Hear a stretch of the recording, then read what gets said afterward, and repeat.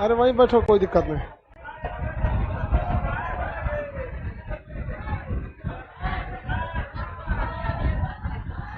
Live हो जाने दो भाई, खाली खाली लग रहा है।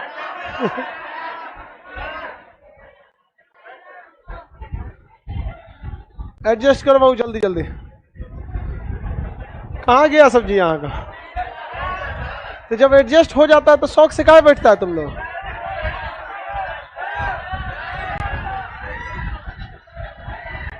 इससे पहले के क्लास में कहाँ तक बताए थे?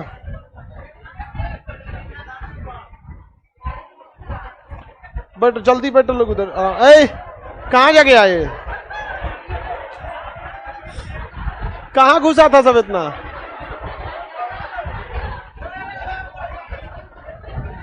बाबू बैठो आराम से तुम लोग।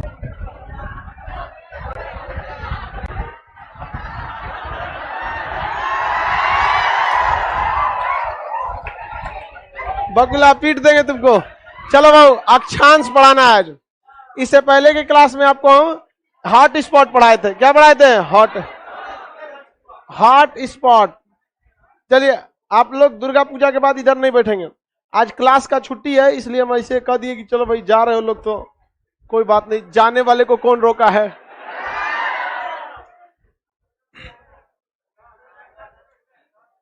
इससे पहले क्लास में आपको हम हॉट स्पॉट पढ़ाए थे। पूरी दुनिया में कितने हॉट स्पॉट? भारत में 4। सबसे ज्यादा जैव विविधता कहाँ थी? पश्चिमी घाट। पश्चिमी घाट पे जीव जंतुओं की संख्या बहुत ज्यादा थी। चारों हॉट स्पॉट के नाम बता सकते हैं? चारों के नाम बता सकते हैं कि नहीं? बोलिए। पहला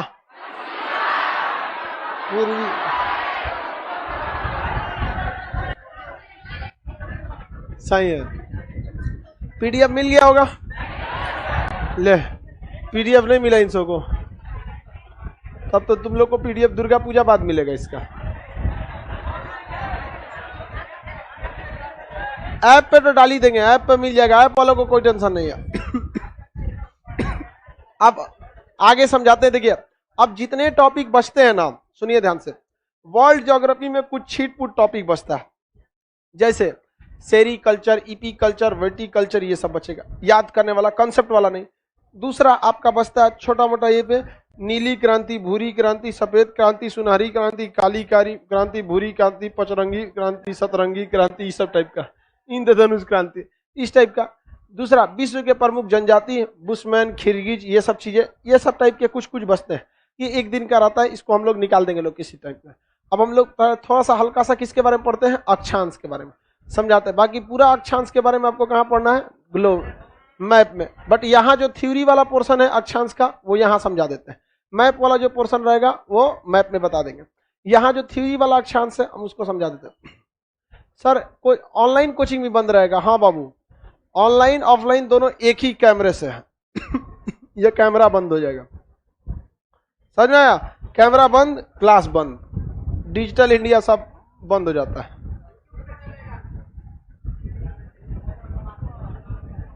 हाँ, यूट्यूब पर वीडियो बनाए बड़ी दिन हो गया, टाइम ही नहीं मिलता है। टाइम कभी नहीं मिल सकता है। सबसे बड़ा ये भूल है कि कल समय मिलेगा। इंसान की सबसे बड़ी भूल है, आज नहीं मिला तो कल भी नहीं मिलेगा। है पकड़ लिया? कौन सी कर रही है मोबाइल लेके तुम?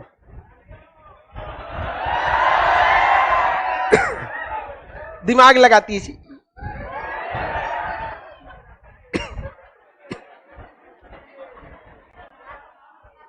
मोबाइल मत निकाला करो, मोबाइल सहित से फोड़ देंगे तुमको।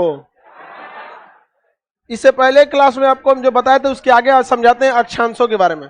हल्का सा आपको अक्षांश के बारे में पढ़ना है, जो थ्योरी का हिस्सा है। बाकी जो मैप का हिस्सा है, मैप में हम लोग उसको समझेंगे। पृथ्वी जो है वो हल्का सा झुकी हुई है। कितने डिग्री झुकी हुई है?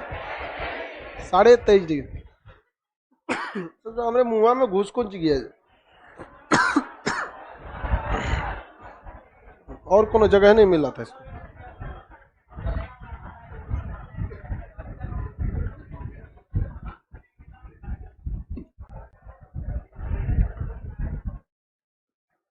जो सोचो अंदर जा। पृथ्वी जो है अपने तल के साथ, पहली बात कि पृथ्वी की जो आकृति है वो जियोड है। पृथ्वी की आकृति जियोड। जियोड कैसी आकृति होती है? टेढ़ा पचकल ढचकल आकृति को क्या कहा जाता है? जियोड। ऐसी है पृथ्वी, ये जो है ना पृथ्वी है, इसी को क्या कहा जाता है? ऐसी आकृति क्या कहलाती है? Geode geode. लेकिन हम लोग इसको एक एवरेज मान लेते हैं, गोल। एवरेज मान लेते हैं गोल, तो इस एवरेज आकृति को ही हम क्या कहते हैं? जियोड। क्या कहेंगे? जियोड। तो हालांकि पृथ्वी गोल है, ये टेढ़ आकृति हो गया, ये जियोड की तरह। कैसी है? जियोड। चारों तरफ से अचकल पचकल ढचकल है। कहीं भी कहीं देखेंगे प्रशांत महासागर है, कहीं हिमालय है, कहीं कोई पर्वत है, कहीं मरुस्थल है। जिस तरह हम लोग का मुंह होता है ना, जिस तरह हम लोग का मुंह, उस टाइप का है कौन सी? पृथ्वी। समझ में आ रहा है कि नहीं आ रहा? तो पृथ्वी आकृति कैसी है? जियोड। लेकिन हम इसे पढ़ते समय कैसे कंसीडर करते हैं? गोल कंसीडर करते हैं। पृथ्वी अपने अक्ष पर यानी अपनी एक्सिस पर 23.5 डिग्री क्या है? झुकी हुई। अपने एक्सिस पे कितने डिग्री झुकी है? 23.5 डिग्री। और अपने तल पर 66.5 डिग्री। तल पर कितना डिग्री झुकी? 66.5 डिग्री। कितने किस पे झुकी है? तल पर। ये अर्थ है। अक्ष ऊपर से होता है, एक्सिस कहां से होता है? ऊपर से। एक्सिस से कितने डिग्री झुकी है? 22.5 डिग्री। तो जब हम सीधी रेखा खींचते हैं एक्सिस पे, तो ये है इसका अर्थ का एक्सिस। ये क्या है? अर्थ का एक्सिस। ऊपर से नीचे तक खींची गई रेखा को एक्सिस कहते हैं। ये अर्थ का क्या है बाबू? एक्सिस है। इस एक्सिस के साथ पृथ्वी कितनी डिग्री झुकी है? 22.5 डिग्री। 23.5 डिग्री। कितना डिग्री? 23.5। कितने डिग्री झुकी हुई है? 23.5 डिग्री। तो पृथ्वी अपने अक्ष से कितना डिग्री झुकी है? 23.5 डिग्री। और ये है पृथ्वी का तल। क्या है? पृथ्वी का तल। आपको पता है किसी भी चीज पर अगर परपेंडिकुलर खींचेंगे तो वो 90 डिग्री का एंगल बनाता है। कितने डिग्री का? 90। जबकि इस परपेंडिकुलर को देखिएगा, इसके ऊपर जो लंब खींचा गया है ऑलरेडी 23.5 बना चुका है। बचेगा कितना? कितना बचेगा?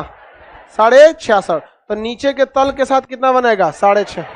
नीचे के तल के साथ 66.5 डिग्री नीचे के तल के साथ बना देता है। किसी को कोई दिक्कत नहीं है। पृथ्वी ऊपर से कितना झुका? 23.5 डिग्री। और अपने सरफेस तल 66.5 डिग्री। किसी को कोई दिक्कत नहीं। इसी कारण इन दो रेखाओं का प्रभाव पृथ्वी पर ज्यादा देखने को मिलता होगा, 23.5 डिग्री का और 66.5 डिग्री का। इन दो रेखाओं का प्रभाव आपको ज्यादा देखने को मिलेगा। पृथ्वी जितना डिग्री झुकी हुई है, यह किसके ओर झुकी हुई है? मान के चलिए झुकी है, जैसे मान के चलिए हम इस तरह से झुक जाएं तो बोर्ड की ओर झुके, इधर झुकेंगे तो दीवार की ओर झुकेंगे। तो उसी तरह से पृथ्वी जो झुकी है सूर्य की ओर झुकी है। कितना डिग्री? 23.5। किस चीज के सहारे झुकी है? अपने अक्ष के। किसके सहारे? अपने अक्ष। कितना डिग्री? 23.5 डिग्री। इसीलिए 23.5 डिग्री रेखा से, अब 23.5 डिग्री अगर इधर से झुकी है, अब मान के चलिए किसी चीज 23.5 डिग्री इधर से झुकी हुई, तो जब सूर्य का चक्कर लगाते हुए वो दूसरी दिशा में आएगी तो इस साइड भी कितना कहलाएगा? 23.5, तो दूसरे डायरेक्शन में जाता है। तो पृथ्वी पर ये दो अक्षांशों का महत्व बहुत ही ज्यादा है। कौन कौन का? 23.5 डिग्री का। पृथ्वी के बीचों बीचों से जाएगी, उसे क्या कहेंगे? 0 डिग्री। 0 डिग्री पृथ्वी के बीचों बीच से गया तो 0 डिग्री। ऊपर में 23.5 डिग्री, ऊपर में साढ़े, और नीचे में भी साढ़े।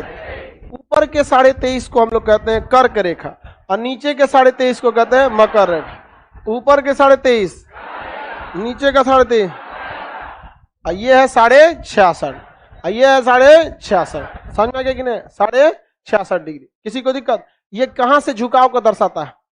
तल से। और ये अक्ष। पृथ्वी अपने अक्ष से कितना डिग्री? कितना? और तल से 66.5 डिग्री। किसी को कोई दिक्कत नहीं है? आगे बढ़ जाते हैं।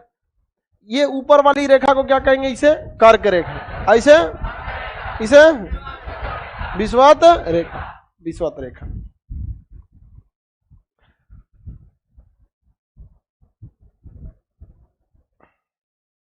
कौन सी रेखा है? कौन सी रेखा? विषुवत रेखा। ये ऊपर वाली रेखा कर्क रेखा, ये मकर रेखा। कर्क रेखा कितने डिग्री पर? 23.5 डिग्री। कौन सी? उत्तर। आइए 23.5 डिग्री दक्षिण, 23.5 डिग्री साउथ में। 23.5 डिग्री उत्तर और 23.5 डिग्री दक्षिण दिशा में। इसका नाम बोलिए कर्क रेखा, और इसका नाम मकर, नीचे वाले का नाम मकर, और बीच वाले का नाम विषुवत रेखा। विषुवत रेखा इसे डिग्री में 0 डिग्री। ऊपर वाला ये हो गया 66.5 और नीचे वाला ये 60। ये 66.5 किधर जाएगा? दक्षिण। और ये 66.5 कहाँ जाएगा? नॉर्थ। 66.5 कहाँ जाएगा? नॉर्थ। कोई दिक्कत? ये किस सागर के पास है? अंटार्कटिक। और वो वाला आर्कटिक। तो इसे कहते हैं आर्कटिक वृत्त, आर्कटिक वृत्त। और इसे कहते हैं अंटार्कटिक, अंटार्कटिक वृत्त। कौन सा? अंटार्कटिक। आर्कटिक कितना डिग्री? 66.5 उत्तरी।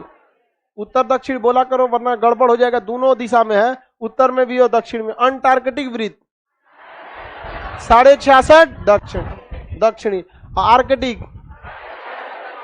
66.5 उत्तरी, और ये 66.5 दक्षिण।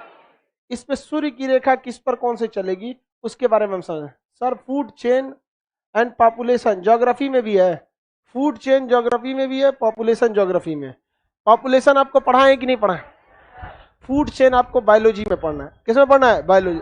जो बायोलॉजी, जो जैसे मान के चलिए जो टीचर ज्योग्राफी में बायोलॉजी नहीं पढ़ाते हैं, केवल ज्योग्राफी पढ़ाते हैं, तो फूड चेन को किसमें पढ़ा देते हैं? ज्योग्राफी में। कितने लोग बायोलॉजी में फूड चेन पढ़े हैं? फिर आप लोग लाइव वाले भी पढ़े होंगे जो। तो फूड चेन हम कहाँ पढ़ते हैं? हम लोग बायोलॉजी।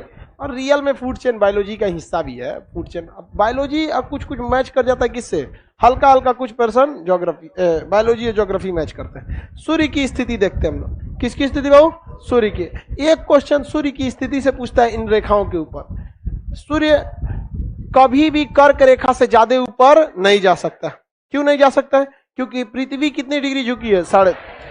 जितना डिग्री झुकी है वहीं तक सूर्य की किरणें कहाँ आएंगी? 90 डिग्री। उसके बाद सूर्य की किरणें तिरछी जाएंगी, रोशनी रहेगा, धूप में वो गर्मी नहीं रहेगा। समझ में आ गया कि नहीं आएगा? तो सूर्य की किरणें लंबवत किन दो रेखाओं के बीच पड़ती हैं? कर्क और मकर। क्या कर्क रेखा से ऊपर सूर्य की किरणें सीधे जाती हैं? कैसी जाती हैं? क्या सूर्य की किरणें उधर दिखाई देती हैं? हाँ, कंफर्म दिखाई देगा यार, हम लोग भी उसी पार रहते हैं। जो बिहार है ना इधर है, का सूरज नहीं दिखाई देता है, उतना गर्मी नहीं रहता है जितना कहाँ रहता है? इन दोनों के बीच में। तो इन दोनों के बीच का जो एरिया होता है इसमें गर्मी ज्यादा पड़ती है, गर्मी ज्यादा पड़ती है। ये एरिया में गर्मी और ठंडी दोनों, इस एरिया में गर्मी और ठंडी दोनों। अब हम भारत से कर्क रेखा कैसे जाती है? बीचों बीच से जाती है कि नहीं जाती है? बीचों बीच से जाती है कर्क रेखा। भारत के निचले भाग में ज्यादा गर्मी कम? किन दो रेखाओं के बीच में गर्मी ज्यादा? कर्क और विषु, कर्क और मकर। सबसे ज्यादा गर्मी किस रेखा पर? सबसे ज्यादा गर्मी विषुवत रेखा पर। इसको इंग्लिश में ट्रॉपिक ऑफ कैप्रिकॉर्न, इसको Tropic of Cancer, Tropic of Cancer. तो आप बताइए वह कौन दो रेखाओं के बीच में गर्मी और ठंडी दोनों पड़ेगा? कौन सी दो रेखाएं हैं?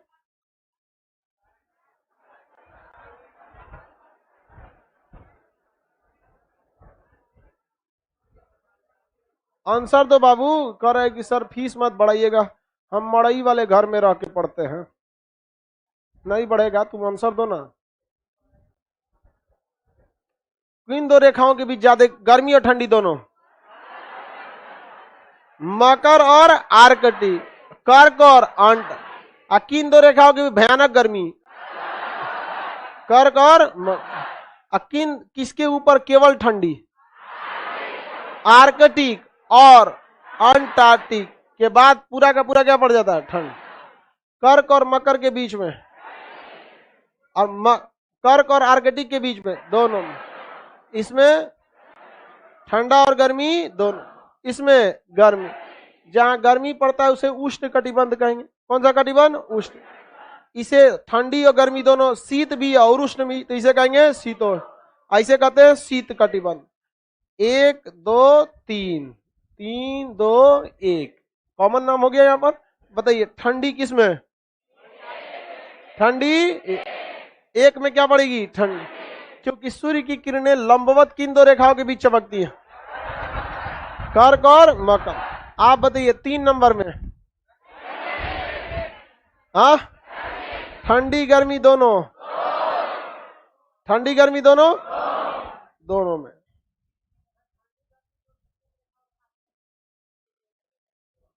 पूरा यहां से यहां तक ले लिया तो पूरा ग्लोबे ले लेना। कर रहा है सर उस तरह से तो ठंडी गर्मी विषुवत रेखा से ध्रुव के बीच भी तो हो ही सकता है। पूरा ले ले पृथ्वी, आधा ले ये लिए हो, पूरा ले लो। ज्यादा ही सोचता है सर।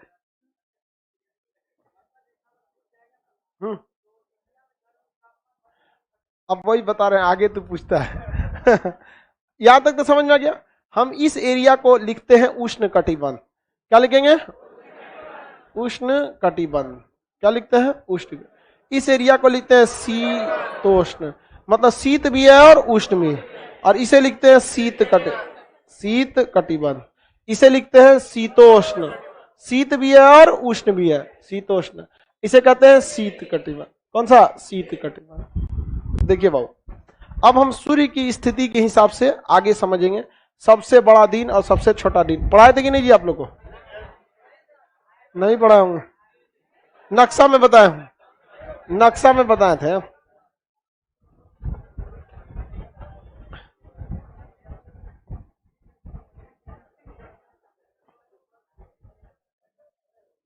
ये सूर्य है, ठीक है। ये बताइए सूर्य अभी किस रेखा पे है? हाँ, भारत में गर्मी की ठंडी? भारत में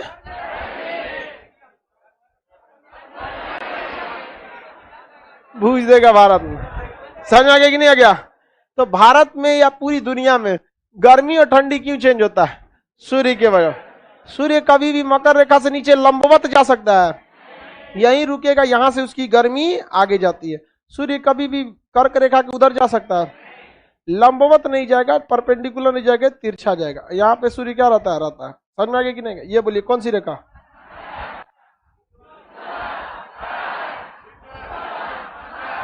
हम आपको पूछते हैं, ध्यान से समझिए। अभी भारत में कौन सा दिन पड़ेगा?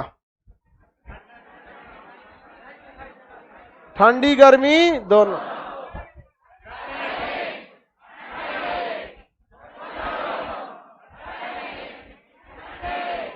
हाँ, ठंडी गर्मी याद रहेगा ना? डेट याद रखिएगा, डेट पूछेगा आपसे, डेट पूछता है। कौन कौन डेट? तो कर्क रेखा पर कब जाएगा, अपने से दिमाग लगाओ, कोई दिमाग नहीं लगाओ भाई, मतलब ज्यादा ही सब नहीं। ये कर्क रेखा पूछ रहा है, कर्क रेखा पर कब जाएगा। तो पहले ये देखिए, कर्क रेखा पर जाएगा तो गर्मी पड़ेगा कि ठंडा? ऑटोमेटिक जून का महीना दिमाग में आ जाएगा। डायरेक्ट याद नहीं रखिएगा, पहले सूर्य को भेजिएगा, क्या पड़ेगा? गर्मी। कौ जून को? 22, 21 जून। 21 जून को कहां पहुंच जाता है? 21 जून को कर्क रेखा पे। ये बताइए अभी यहां चला आया, भारत में गर्मी की ठंडी? हाँ, ठंडी। क्या पड़ेगा? ठंडी। कौन सा महीना? दिसंबर। तो महीना तो फिर यही है गया आप लोग से, महीना नहीं निपटा देंगे? डेट है ना कंफ्यूजन में है। ये महीना बोलिए तो 21 22 हटाओ ना, महीना बोलो।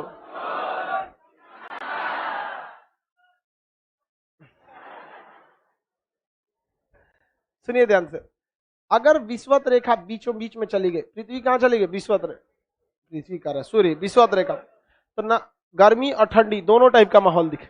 ये सितंबर के महीने में होता है, दिन और रात क्या हो जाते हैं? बराबर।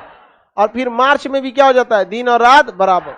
पृथ्वी जब सूर्य आगे बढ़ेगा, सूर्य आगे बढ़े तो विषुवत रेखा को 2 बार क्रॉस करेगा। देखिए एक बार क्रॉस किया, फिर एक कहां गया? कर्क। अब फिर आएगा तो क्रॉस कर। तो किस रेखा को सूर्य 2 बार क्रॉस कर? बाकी रेखाओं को? आर्कटिक रेखा को एक बार में, अंटार्कटिक को। बताइए जब सूर्य मकर रेखा पर आएगा तो कौन सा महीना होगा? दिसंबर। डेट नहीं याद रखना है, क्या याद रखेंगे? दिसंबर। क्या याद रखेंगे? दिसंबर। कौन होशियार बन रहा है भाई? दिसंबर बोल रहा है। जब बोल रहे हैं डेट नहीं याद रखना है तो नहीं याद रखना है, अभी बाद में याद रखिएगा डेट। अभी महीना भर यही है ना, उसके बाद डेट भरिए। दिसंबर है, जाएगा तो जनवरी, फरवरी, मार्च। क्या हो गया? मार्च। मार्च में कहां पहुंच गया? मार्च में विश्व। इसके बाद अप्रैल, मई, जून, कहां चला गया? जून। कर लौटेगा जुलाई, अगस्त, सितंबर। सितंबर में कहां आ गया? विश्व रेखा। सितंबर, अक्टूबर, नवंबर, दिसंबर, हो गया। 2 महीना बस बीच में रहेगा, जनवरी, फरवरी, मार्च, 2 महीना बीच में, अप्रैल, मई, जून, पहुंचा दीजिए 2 महीना बस बीच में, जुलाई, अगस्त, सितंबर, अक्टूबर, नवंबर, दिसंबर। याद रहेगा ना? सिंपल एकदम। अब हम पूछते हैं आपसे, बताइए महीना बस बताइएगा, डेट बाद में याद रखेंगे। विषुवत रेखा पर मार्च और मकर रेखा पर, मकर रेखा पर, विषुवत रेखा पर, कर्क रेखा पर, मकर रेखा, विषुवत रेखा पर, मार्च और सितंबर। मार्च और, किसी को कोई दिक्कत नहीं है? अब डेट याद कर लेते हैं, महीना का काम हो गया। बताइए तो दिसंबर के बाद ये कहां जाएगा? सितंबर। दिसंबर के बाद उल्टा चल दीजिए, सितंबर।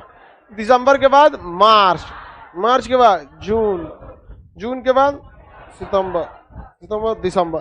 केवल महीना वाला बोलना है, लड़की सब मार्च के बाद अप्रैल बोल रही है। मैं जिस जिस रेखा पे है बस उस पे चालू करते हैं, मार्च से चालू करते हैं। मार्च में ससुरा कहां रहेगा? विषुवत रहेगा। मार्च के बाद अप्रैल, मई, जून, जून में कहां चल जाएगा? लौटेगा जून के बाद सितंबर में, कहां पर? दिसंबर में, मार्च, जून, सितंबर, दिसंबर, मकर रेखा। चलिए होशियार हैं आप लोग। ये 22 दिसंबर को, कहां पर? 22 दिसंबर। ये 22 मार्च और ये 23 सितंबर। 23 सितंबर समझ में आ गया कि नहीं आ गया? 23 सितंबर, 22 मार्च, 22 दिसंबर, सब 22 है। एगो जून है, एगो 21 है, एगो 23 है। 21, 22, 23। चलिए बताते हैं आप ध्यान से। कर्क रेखा पर, कर्क रेखा पर, मकर रेखा पर 22, वेरी गुड है। 21 मार्च भी रहेगा, 22 मार्च रहेगा, दोनों रहे। ध्यान से बताइए। कर्क रेखा पर, विषुवत रेखा पर 22 मार्च, 23 सितंबर। 22 मार्च और एग्जाम में अगर 21 मार्च रहेगा तो मार देंगे कि नहीं? मार दीजिएगा, आगे पीछे एक दिन में चलता है। 21 जून को, 22 दिसंबर, 22 मार्च, 23 सितंबर। देखिए जब भी ये आएगा ना तो आप मौसम देखिएगा उस टाइम कैसा है। क्या देखिएगा? मौसम। 22 दिसंबर क्या रहेगा? सूर्य कहां गया? हाँ, भारत के बीचों बीच में क्या है? कर्क, कर्क रेखा। अब कहेगा 21 जून, दिमाग में बैठा लीजिएगा भाई, जून है, भयानक गर्मी पड़ेगी, तो कहां रहना चाहिए? कर्क रेखा। अब दिन बड़ा और छोटा ध्यान से देखते हैं। नहीं समझ में आ रहा है? डेट आपको याद रखना है बस, दूसरा कोई उपाय नहीं है।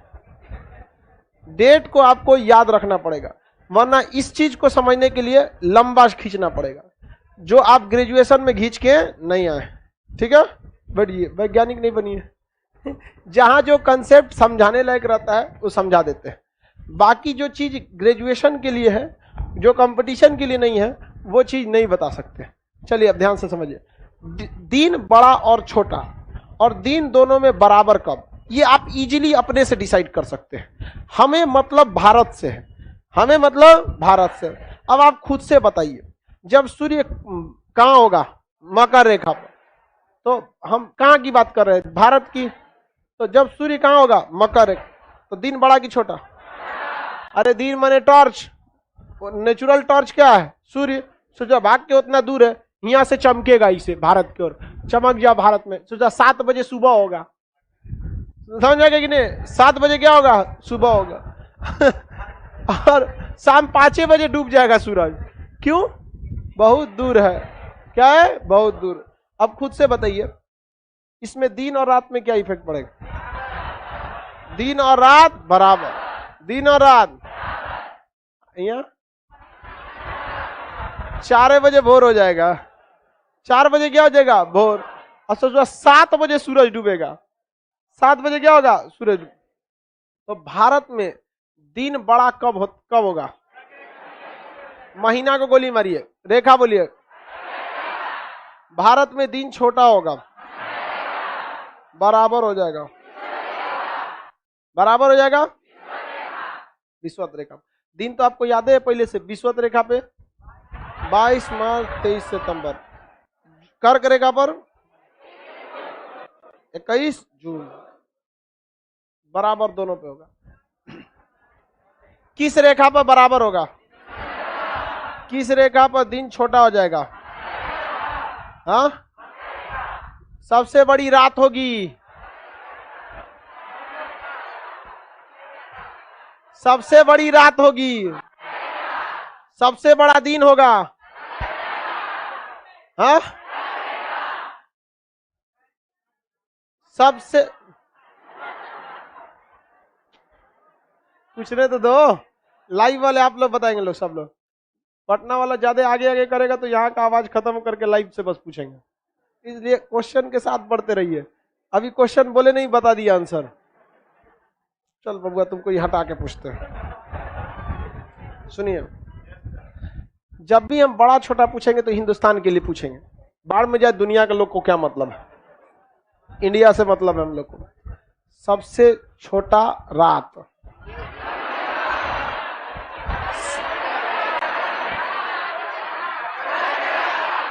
रेखा बोलिए, रेखा कौन सी? हाँ, सबसे बड़ा दिन,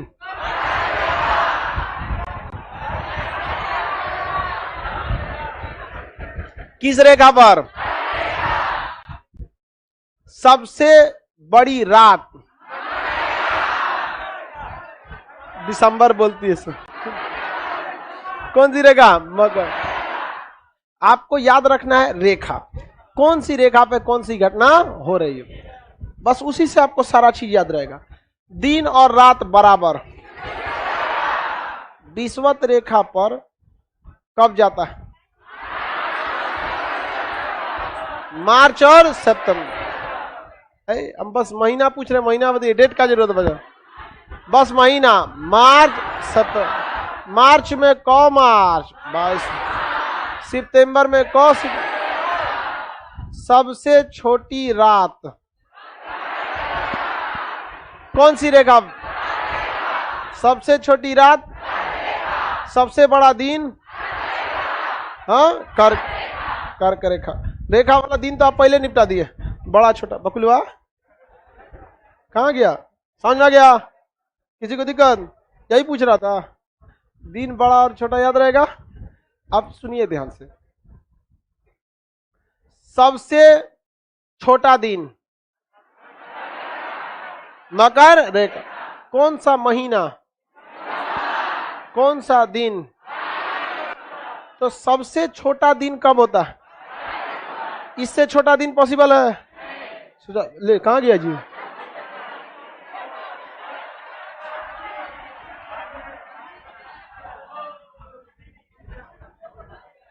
भाग गया था, काज ने कहा तू सोचा भाग जाएगा तो सब खेले खराब हो जाएगा।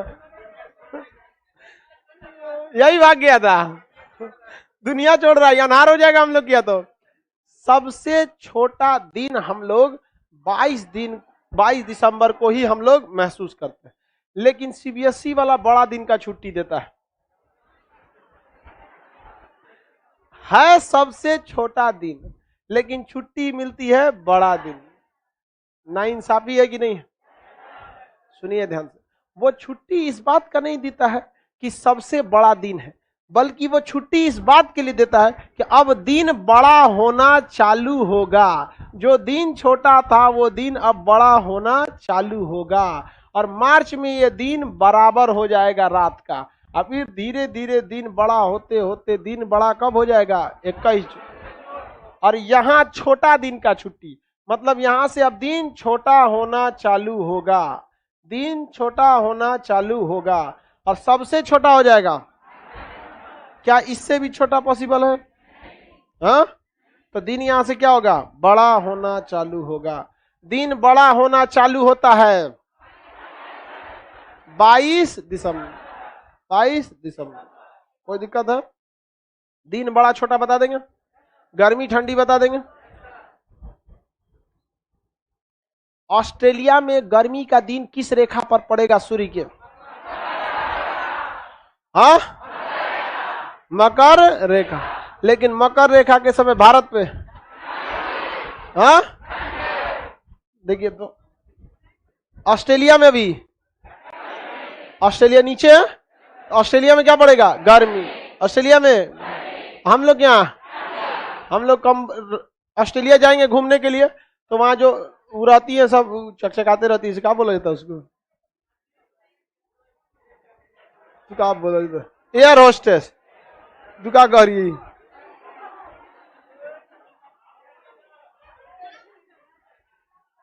एयर होस्टेस पहले बोल देगी कि यहाँ से रजाई उजाई ओढ़ के जा रहे हैं, वहां क्या पड़ने वाला है? गर्मी। क्या पड़ेगा? गर्मी। अब मान के चलिए यहाँ से सूर्य कहाँ चला गया? जून के महीना में कर, आप जून के महीना में हाफ शर्ट पहन लिए हैं और जहाज में बैठ गए, कहाँ के? ऑस्ट्रेलिया के। उतर आपको आना है यहाँ पर, ऑस्ट्रेलिया मकर रेखा पे है। ऑस्ट्रेलिया का है मकर रेखा। आप जून के महीना में क्या पहने हैं? Half shirt. कहाँ चल दिए? उतरते क्या कर देगा? उतरते ठंडा मार देगा, वो पैक कर देगा, सर वापस भेज दो, पटना से आया वापस भेज देगा। हिटलर की फौज मरा गई थी यही चक्कर में। आप कहां जा रहे हैं, वहां पर कैसा मौसम होगा, ये आपको पहले से पता होना चाहिए। किसी को कोई दिक्कत नहीं? ठंडा मार देगा, हाँ ठंडा मार देगा। जहाज में जब तक बैठे रहेंगे तब तक कोई दिक्कत नहीं है, अंदर एयर कंडीशन रहता है, क्लाइमेट कंट्रोल में रहता है। अदरवाइज में बाहर मार देगा ठंडा। दिन और रात बराबर होते हैं।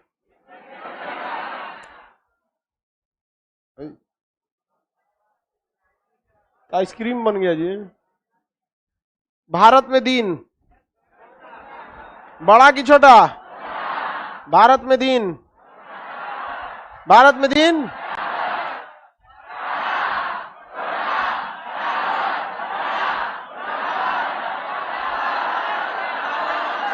बराबर है।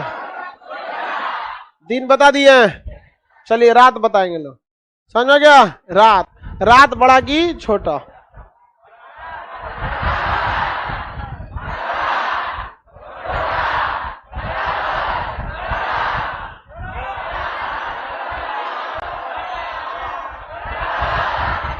चलिए सब लोग सही है, बीच में कोई नहीं बोलेगा, टकला बोलेगा।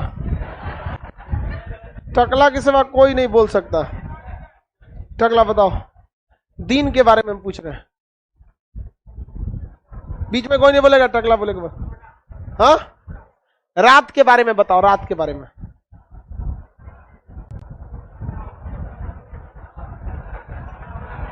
हाँ छोटा, ठीक है। टकला डर गया एकदम। बता, टकला का सही है कि नहीं है? लड़की में कोई टकली होती नहीं है। नहीं नहीं, बकलोलवा से पूछते तो एक दो बकलोलियों से पूछ देते।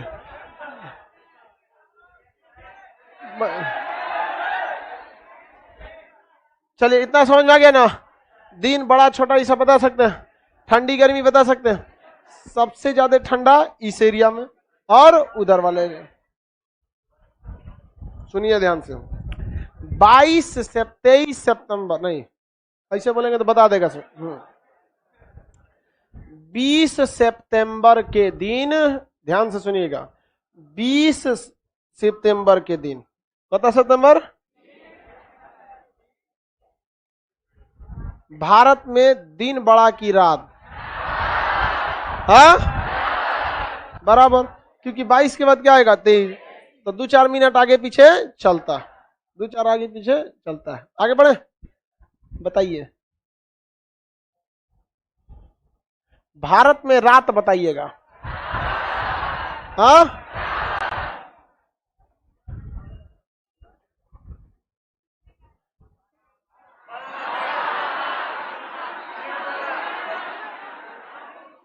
भारत में दिन बताइए, दिन।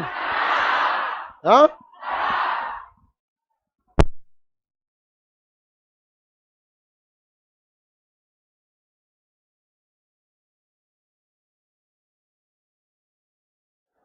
दिन बड़ा छोटा बता सकते हैं ना, इजी है कॉन्सेप्ट, कोई दिक्कत नहीं है। कर्क और मकर रेखा के बीच गर्मी की ठंडी, कर्क रेखा से आर्कटिक तक दोनों, मकर रेखा से आर्कटा, देखिए ध्यान से,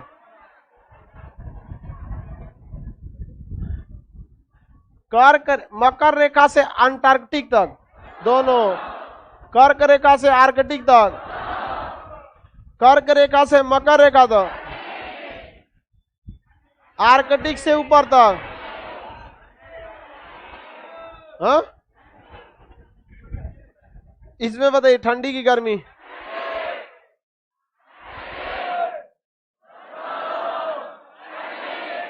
इसका नाम क्या होता है टेक्निकल, उष्ण कटिबंधीय, उष्ण टॉरिड जोन, इसे कहते हैं शीत, शीत या शीतोष्ण, टेम्परेट जोन, इसे शीत कटिबंध, फ्रिजिड जोन, शीत कटिबंध, फ्रिजिड जोन। सुनिए ध्यान से, इससे पहले के क्लास में आपको हम बायोडाइवर्सिटी पढ़ा दिए। यूपीएससी में एक क्वेश्चन पूछा था, बता सकते हैं तो हम देखते हैं आप बता देंगे कि नहीं। सुनिएगा ध्यान से, क्वेश्चन पूछा था, एक व्यक्ति नॉर्वे से मिस्र की ओर आ रहा है, नॉर्वे से मिस्र, नॉर्वे एक देश है, मिस्र भी एक देश है, नॉर्वे से मिस्र की ओर आ रहा है, जैव विविधता पर क्या प्रभाव पड़ेगा? अरे ठंडा गर्मी को गोली मारो, हम जैव विविधता करें, जीव जंतुओं की संख्या, जैव विविधता मतलब कितने लोग कहते हैं जैव विविधता घटेगा, कितने लोग कहते हैं घटेगा, कितने लोग कहते हैं बढ़ेगा? लाइव वाले लोग बताइए आप, जैव विविधता बढ़ेगा कि घटेगा? बढ़ेगा। 2018 में पूछा था, ठीक है भाई, हमारा ये याद नहीं है कि कब पूछा था, लेकिन ये याद है कि पूछा था। डेटवा हाल फिलहाल में रहता है तो आदमी को साल याद रहता है, तो 2018 में पूछा होगा, बढ़े था, बढ़ेगा क्यों?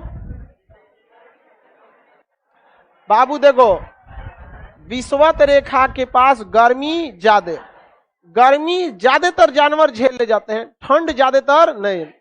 अब नॉर्वे कहाँ है? तो इससे ठंडा एरिया में। ले मशीनवा उधर चल गया।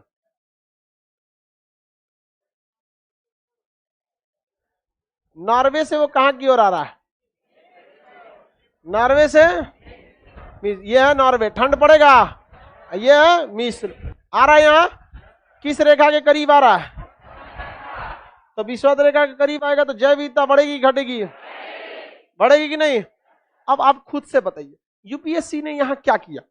उसने थ्योरी का कंसेप्ट और लोकेशन उठा लिया नक्शा से। अगर यही एसएससी रहता तो क्या पूछता, या रेलवे रहता तो क्या पूछता? नॉर्मल सा, ध्रुवों से विषुवत रेखा पर आने पे जैव विविधता पे क्या प्रभाव पड़ता है? कोनो बोल देगा उस ठंडा में कौन जिएगा, वहां जीव जंतु कम, यहाँ जीव जंतु ज्यादा, धड़ाक से बता देंगे लोग। एसएससी रेलवे में यही ना पूछेगा, ध्रुव से विषुवत रेखा पर आने पर जैव विविधता बढ़ जाए, लेकिन उसने भी यही पूछा है, लेकिन वो थ्योरी और नक्शा सब फेंक दिया है। नॉर्वे से कहाँ लाया है बतिया, वो भी वही कर रहा है, ध्रुव से कहाँ ला रहा है? विषुवत रेखा। तो कल को भी यही सवाल पूछेगा आपको, कोई व्यक्ति श्रीलंका से अफ्रीका की, साउथ अफ्रीका जा रहा है, श्रीलंका से साउथ अफ्रीका, जैव विविधता बढ़ेगा ही घटेगा? हाँ घट जाएगा। श्रीलंका एकदम विषुवत रेखा के पास है और साउथ अफ्रीका नीचे है, तो नीचे जाएंगे तो जैव विविधता घट, नीचवा जाएंगे तो जैव विविधता बढ़ेगा कैसे? जैव विविधता मतलब होता है जीव जंतुओं की संख्या। जीव जंतु ठंड में रहना नहीं चाहते हैं, वो ठंड में नहीं रह सकते क्योंकि उनके पास कपड़ा पहनने के लिए नहीं होता है। अब कह रहा है कोई व्यक्ति श्रीलंका से कहाँ जा रहा है, साउथ अफ्रीका, बताइए जैव विविधता, अंटार्कटिका चल जाएगा, हाँ शून्य हो जाए खत्म हो जाएगा, बहुत कम मिलेंगे, सब मछली उछली 2-4 मिलेंगे, सब ठंडा में रहने वाला पोलर बियर, सील वगैरह, यहाँ पे पेंगुइन वगैरह। सुनिए ध्यान से, अब एक व्यक्ति ब्राजील से कनाडा की यात्रा करता है, इस दौरान उसे जीव जंतुओं की संख्या बढ़ती हुई प्रतीत होगी या घटती हुई? हाँ, ये भी क्वेश्चन पूछा हुआ था कि उसे जीव जंतुओं की संख्या में परिवर्तन। सुनिए ध्यान से, 2014 का 14 या 15 का यूपीएससी का क्वेश्चन, सुनिए ध्यान से। सुरेश को अपने बस यात्रा के दौरान जीव जंतुओं की संख्या में लगातार कमी देखने को मिलता है। सुरेश की यात्रा किस दिशा में थी? विषुवत रेखा से ध्रुव, ध्रुव से विषुवत रेखा, कर्क रेखा, हाँ विषुवत रेखा से ध्रुव, क्योंकि उसे जो बस यात्रा किया उसको जीव जंतुओं की संख्या में क्या आती गई? कमी। इसका मतलब जैव विविधता घट रहा, यानी वो ठंडे वाले क्षेत्र में जा रहा। समझ में आ रहा है कि नहीं आ रहा? अगला क्लास 19 तारीख को मंगलवार को, ठीक है। आप सभी लोग को हैप्पी दशहरा, लाइव वाले सारे लोगों को भी।